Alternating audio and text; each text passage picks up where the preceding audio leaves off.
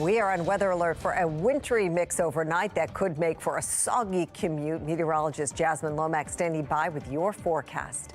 The teen suspects in a Towson armed carjacking may have been in trouble before. Fox 45 News digs into their criminal past amid continued calls for stronger juvenile crime laws.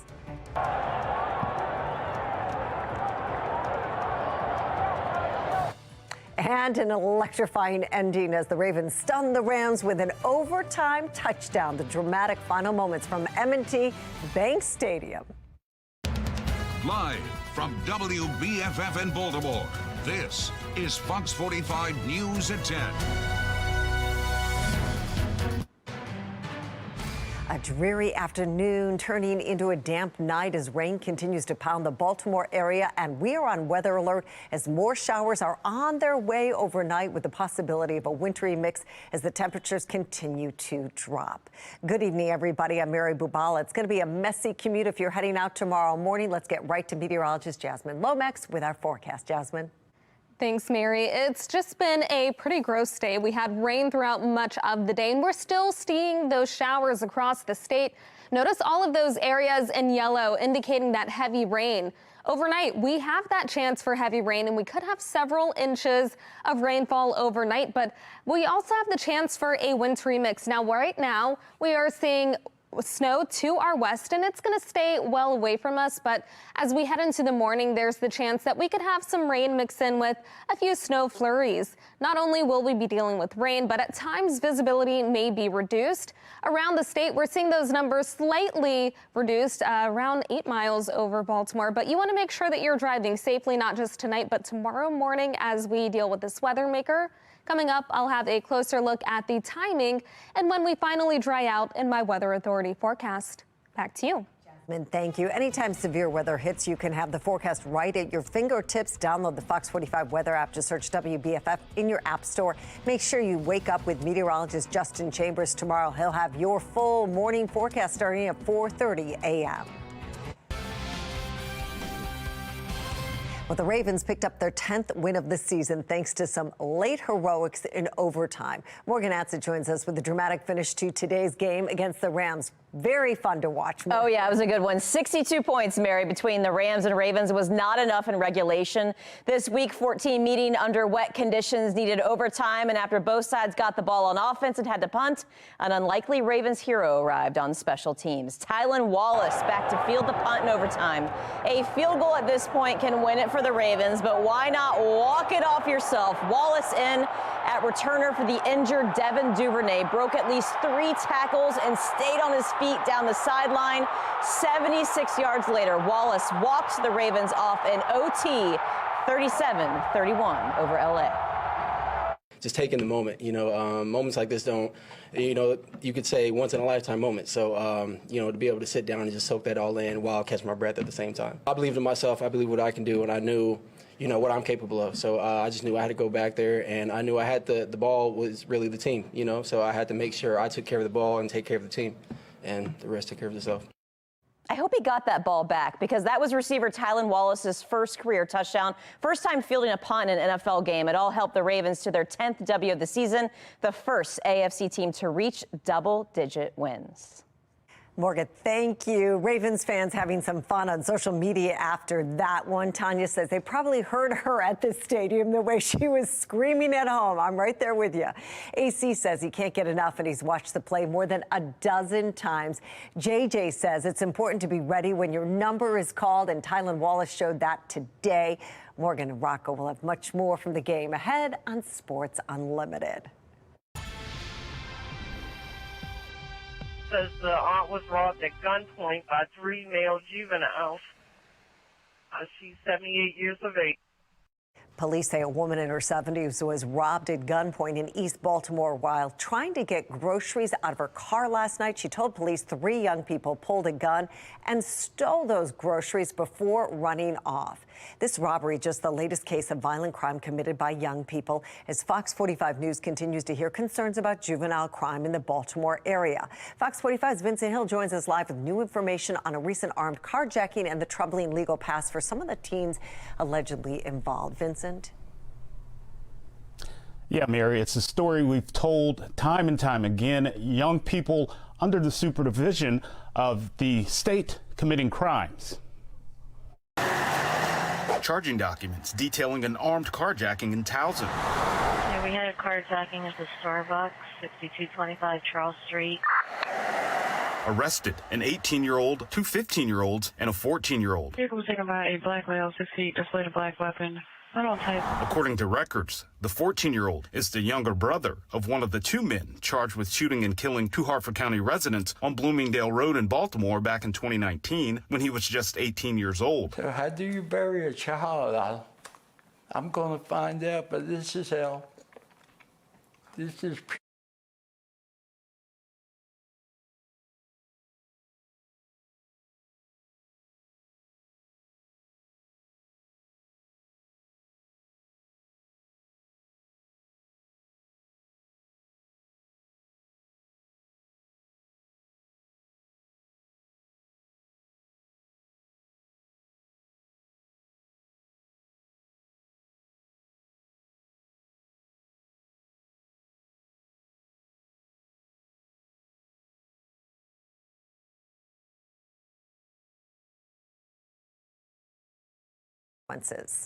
Kids get out of the car, and the minute you stop them and you pull them aside, the first thing they say to you is, "Are you going to call my mother?"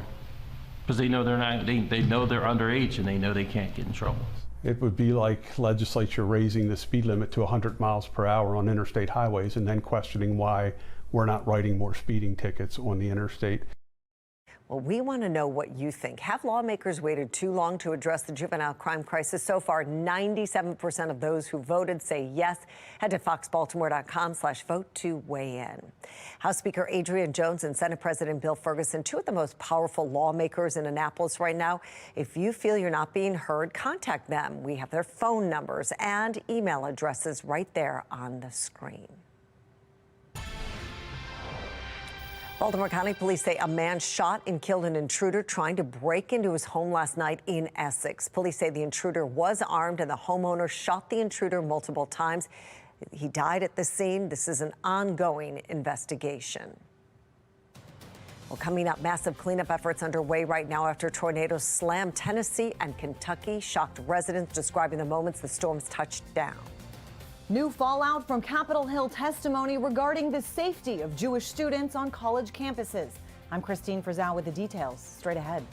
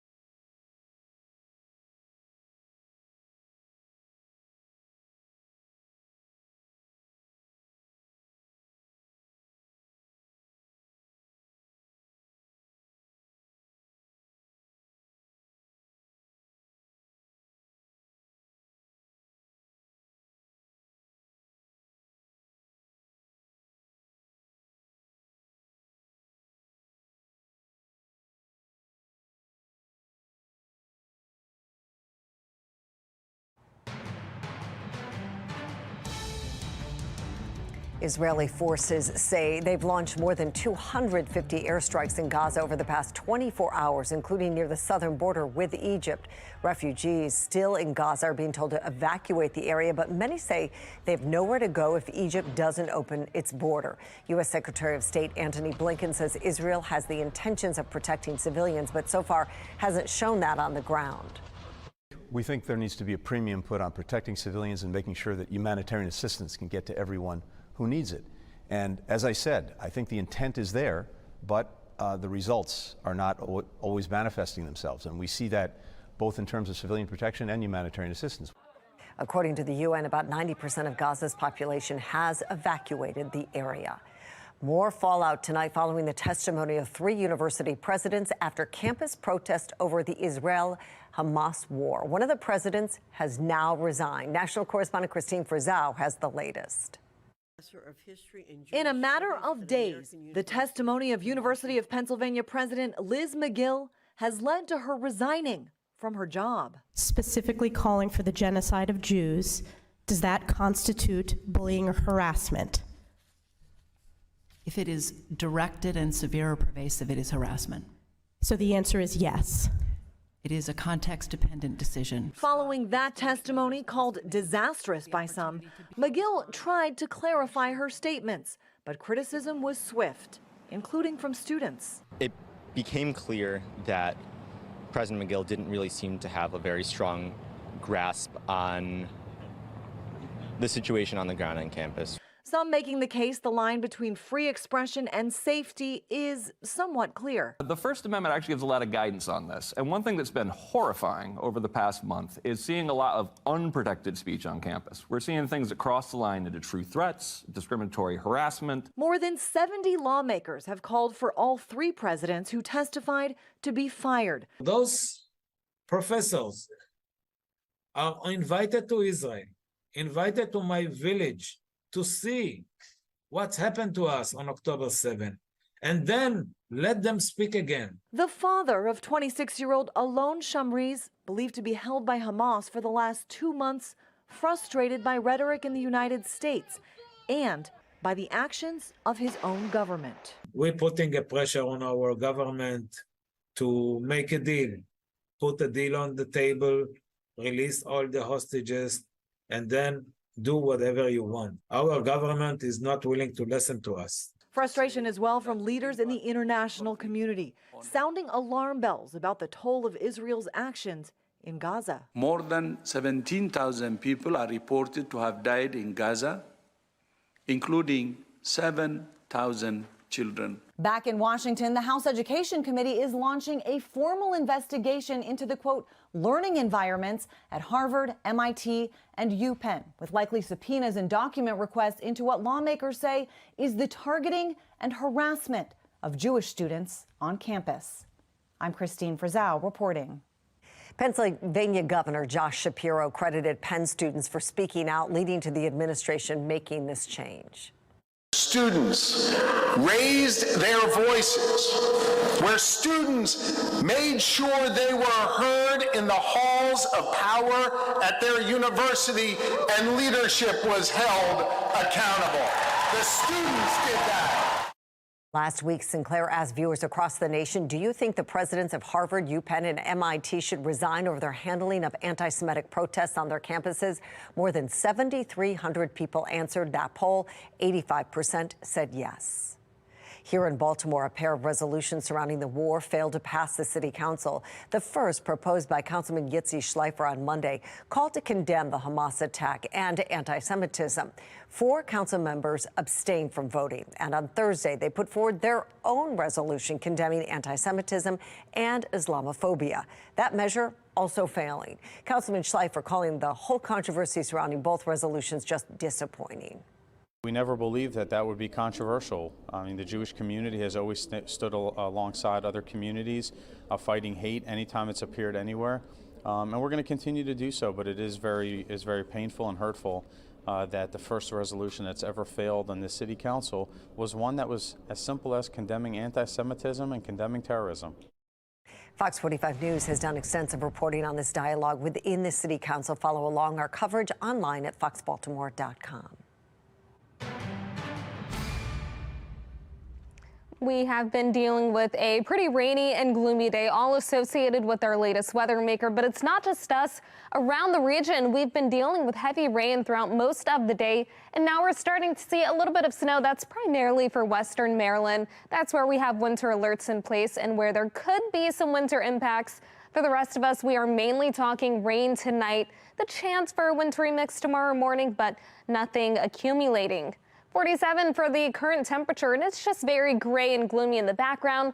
Visibility down to 7 miles. So if you're driving anywhere tonight or tomorrow morning, visibility could be an issue. Make sure that you're driving safely. Otherwise, we're seeing temperatures around the state mainly in the 40s. We are getting ready for a big cool down following the cold front working its way across the region. First, tonight our temperatures fall to the 30s, a cold start to the day, but by the afternoon you'll notice a big change in temperatures. Highs will be below average, only reaching the mid to upper 40s for most of us. That is much cooler than the 60s that we had today. Now, this is all behind the cold front. Those cooler temperatures will quickly move in and will also be breezy. Here's a larger look at the system, and notice much of the East Coast dealing with rain and now starting to see some snow showers to our west and some of those higher elevations. Tonight, the rain continues and it could be heavy at times. It lasts into early tomorrow morning. If you have a commute around 6, 7, 8 o'clock, you may be dealing with a few spotty showers and wet roads. Again, mainly talking rain across the state. And as we move forward into the afternoon, the rain gradually starts to taper and we'll finally have a little more sunshine. But throughout the day, it's going to be cool and breezy. Then as we continue into Tuesday, we start with nice and dry weather, plenty of sunshine, and it looks good for the afternoon. Temperatures slightly higher. It's the weekend when you can finally expect a nice warm up. In terms of rainfall totals, we're really looking at around an inch, possibly some higher locations along the eastern shore, but all of this rain is going to be very beneficial. Much of Maryland under a moderate drought. That's for all of the areas in tan. The orange is for an extreme drought. So all of the rain is going to be very beneficial as we move forward, especially with the dry pattern expected for the rest of the week. Temperatures tomorrow will be around 48 with breezy conditions. Then 48 as we head into Tuesday with plenty of sunshine. 47 on Wednesday, 45 on Thursday, and then the 50s over the weekend with showers on Sunday. Back to you. Jasmine, thank you. Well, parts of Kentucky and Tennessee are in recovery mode tonight after a series of deadly tornadoes killed at least 6 people over the weekend. The most severe damage is in a corridor near Nashville. As first responders search through the damage to find anybody still trapped, residents of Clarksville, Tennessee, sharing these tense moments as tornadoes hit their town. I could see a funnel starting to form, and when I saw the transformers blowing, that's when we're like, yeah, we got to go downstairs. Immediately, the whole house shook. I heard a clash. I heard glass breaking. It was a blowout, and I started crying and panicking and praying. Thousands of people are still without power tonight, and crews from neighboring states have been brought in to help get the lights back on. Well, still ahead, concerns surrounding the future of the Inner Harbor Hilton. Why one expert says city leaders should direct funding to other places.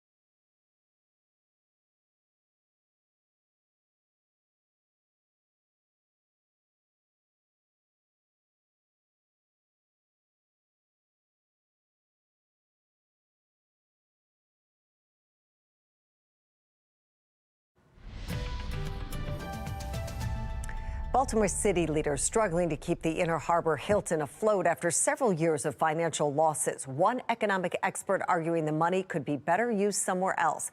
Fox 45's Taylor Stewart explains. After years of struggling to break even, the city's operation of the Inner Harbor Hilton may be numbered. To keep the lights on Wednesday, the City Board of Estimates approved another $1 million injection from the city's reserve of American Rescue Plan funds. But the mayor's saying this. I am quite open to someone coming into operating a hotel to not have the city operate. It comes as the O'Malley-era investment continues to bleed money. It never really met its rosy projections when it was announced sometime in 2006. Chief economist at Towson University, Dr. Darius Irani, has been tracking Baltimore Hilton's financial woes for years. He points out it lost $11 million in 2010 and then $11.4 million in 2011. Pre-pandemic, it showed some slight profitability. But those gains crippled by the pandemic when the Hilton was forced to close for nearly a year in April of 2020. It doesn't have stellar occupancy rates.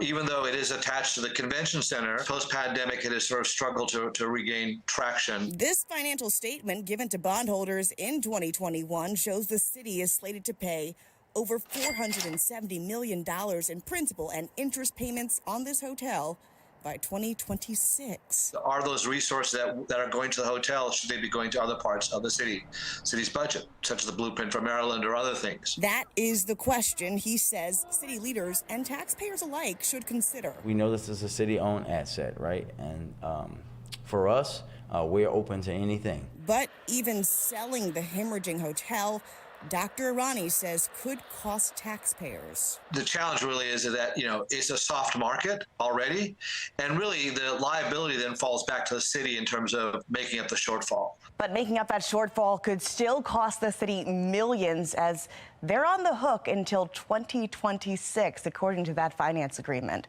Taylor Stewart, Fox 45 News.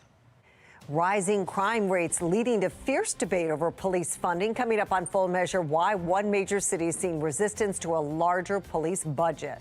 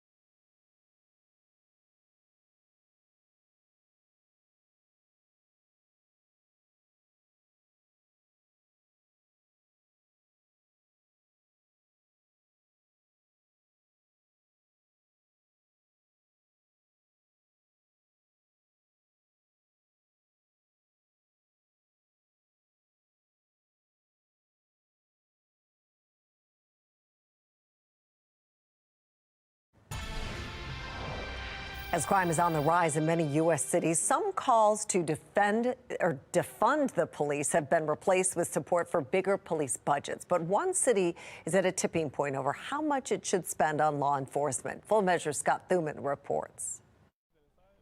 Does it look damaged? Or yeah, it is damaged? It looked like somebody broke into the house. Okay. Policing in Atlanta, Georgia has never been busier and in some ways never more challenged. Atlanta police, make yourself known if you're inside. Just look at the numbers. 170 murders last year, the city's highest total since 1996. So far this year, the statistics are better, but the city remains desperate for more cops. How many officers are you down right now? Right now we're down about 400 officers. Darren Shirebaum is chief of the Atlanta Police Department. We're authorized about 2,035 is what we're authorized at, and we need 400 to get back to that point. We're still the largest law enforcement agency in the state, but we want to be back to that full authorized strength because guess what? In 2026, we're hosting the World Cup. But attracting new officers has never been harder. When it comes to training, this is what for years Atlanta recruits had to work with. An old school building turned police academy with peeling paint. So city and law enforcement leaders came up with a $90 million plan to turn training around, and they're turning soil to do it at a site just outside Atlanta. Former Secret Service agent Dave Wilkinson leads Atlanta's Police Federation. If you really want to put people out on the street, that is police officers or firefighters or paramedics, and you want them to be in life-saving roles, you have to make sure they are properly trained. But what he sees as a state-of-the-art opportunity, others see as a threat. Protesters dubbed the training center Cop City, depicting it as little more than an excuse to further militarize policing in their city. During a series of protests this year, demonstrators broke into the site, destroying construction equipment, setting vehicles on fire, and shooting commercial-grade fireworks at officers. Kamal Franklin is a community activist and one of the leading voices against the project. What are your biggest problems with what you've called Cop City? Some of the things that have been planned for this site include urban warfare training, paramilitary grade facilities, mock cities for crowd control. Wilkinson thinks the majority of people are now firmly behind the police again. When crime rates started to go up, the residents of any city come together and say, we have got to support the police. So I would argue, or I would say, that right now we see a higher level of support for police than I've seen in all my years of doing this. Atlanta's Police Training Center is due to open next year, but the protests are still happening. In other cities and states, new police training facilities have opened or are being built because amid rising crime, police departments are struggling to recruit and keep enough officers. For Full Measure, I'm Scott Thuman. The Ravens become the first AFC team to win to 10 wins in one of the most exciting finishes of the year. How an unlikely hero stepped in the biggest way. That's next on Sports Unlimited.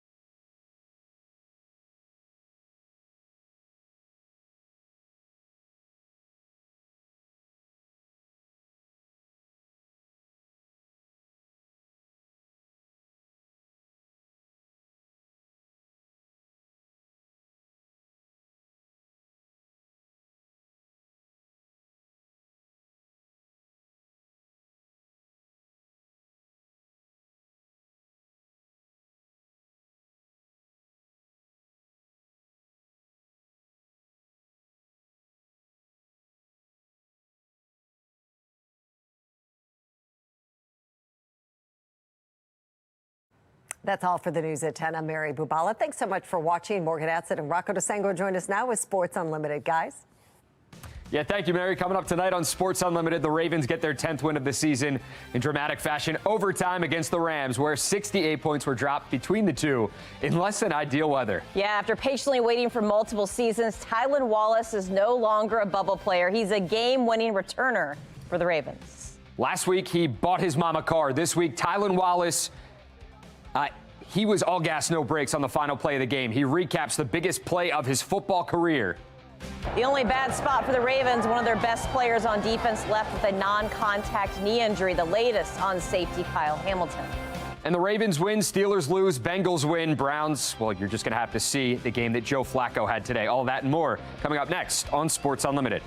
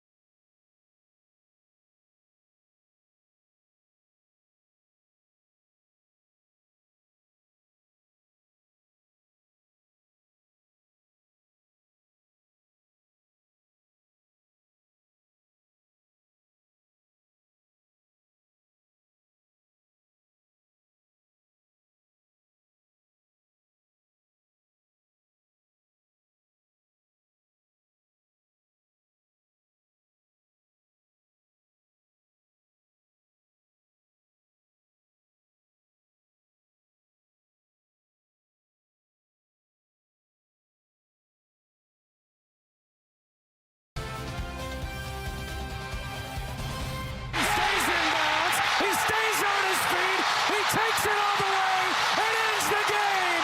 There are no flags. Last week, Tylan Wallace bought his mom keys to a new car. Well, this week, Baltimore might need to give him the keys to the city. Hey, everyone, welcome into Sports Unlimited. She's Morgan Atzett. I'm Rocco DeSangro. The Ravens are overtime winners in Week 14, thanks to Tylan Wallace there. Wallace on punt return duties due to injury, a bubble player after training camp who made his way to the roster and through injuries this season for his Week 14 walk-off moments. A wild Week 14 for the Rams and Ravens at M&T Bank Stadium. After nothing from the Ravens offense, the Rams ran the ball 9 straight times down the Ravens' throat, only to do this. 3 straight incomplete passes at the Ravens' 9. Defense does not bend, but Los Angeles settles for 3-0 Rams late in the first. Ravens offense still not much. Punts for LA's second series, but Justin Madubuike stuffs that. His 11th sack. He's had at least a half sack every game since the first month of the season. Ravens offense finally wakes up thanks to the deep ball and blown coverage. Isaiah Likely will never be this open again. Had to wave his hands. Lamar Jackson then finally saw him 54 yards later. The Ravens have a deep ball tutty 7-3 lead. Second quarter, Matthew Stafford also looking downfield. Hits former Raven DeMarcus Robinson 20 yards. Flag on the play. Marcus Williams questionable call, unnecessary roughness. 15 more yards. Later set up this. Not a great series for Williams. He was beat on the outside by Cooper Kupp. 10-7 Rams second quarter, but that deep ball open for business for the Ravens. This one, all Odell Beckham Jr. A perfect route and double move against his former team. OBJ adjusted 46 yards later. A fall into the end zone. Ravens back on top 14-10. Didn't last long. Rams moving the ball. Stafford caps it off with a 7-yard toss to tight end Davis Allen. for his first TD ever, 17-14 Rams. Lots of score in the second because of this, but Jackson got greedy. Deep ball short for Rashad Bateman. Intercepted. That allowed the Rams to put up 3 points and went up 6. But Justin Tucker able to get some back after iffy clock management. Ravens don't take an end zone shot, settle for 3. Tucker's 47-yarder, and the Ravens are down 20-17 at the break. The most points scored on them all season in the first half. A whole lot of bizarre in the second half after Tucker ties it early in the third. The Rams got a freebie. Tyler Linderbaum sent a rocket that Jackson was not expecting, and he had to boot it out of the back of the end zone for the safety. Rams get the lead thanks to 2 points, 22-20 to the fourth. Ravens down 5 now, need a comeback. Nothing bigger than the next 2 plays on 3rd and 17. Zay Flowers, Ravens go up, and they go for 2. The connection working again with the rookie on the try for 2. It's now 31-28. Rams had a minute to get to work, and they got a field goal to send this game to overtime. In OT, you saw it. Both teams punt. A field goal could win it, but Tylan Wallace, and for the injured Devin Duvernay, walks it off. A 76-yard punt return in overtime. He broke 3 tackles, stayed on his feet, flopped into the end zone for his first touchdown ever. The wild one ends in the Ravens' favor in overtime, 37-31. Overtime football, the players' game. It's a players' game, and the game belongs to the players. And the players will find a way to step up and make plays. And that's how these games are won, and that's what our guys did. And that's the amazing event I'm talking about this December, in this game, in this stadium today, December football. And I just couldn't be more proud of those guys, because it was mountains and valleys. There was peaks and there was lows in that game. It's a National Football League in December against a very worthy opponent. And our guys just weathered all those storms, figuratively and literally, out there, and found a way to make those plays to win the game at the end. As a coach, there's nothing better than that. Wasn't pretty, but John Harbaugh said it. It's a win in December, and a big one at that. Lamar Jackson, 386 total yards and 3 touchdowns. OBJ, Zay Flowers, and Isaiah Likely each with a touchdown on the day. Back in August, Tylan Wallace was sitting in a parked car at the Ravens training facility in Owings Mills, waiting to find out if he made the team. 4 months later, he took advantage of that opportunity, returning a punt for a touchdown in overtime to lift the Ravens to a big Week 14 win over the Rams. When Devin Duvernay went down, Wallace stepped up, making the biggest play of his NFL career. You know, we had the return set up, and I was like, this is, a perfect opportunity to put the game away, and shout out to the guys blocking for me, man. It was wide open, so appreciate them helping me out, and I just saw the crease, and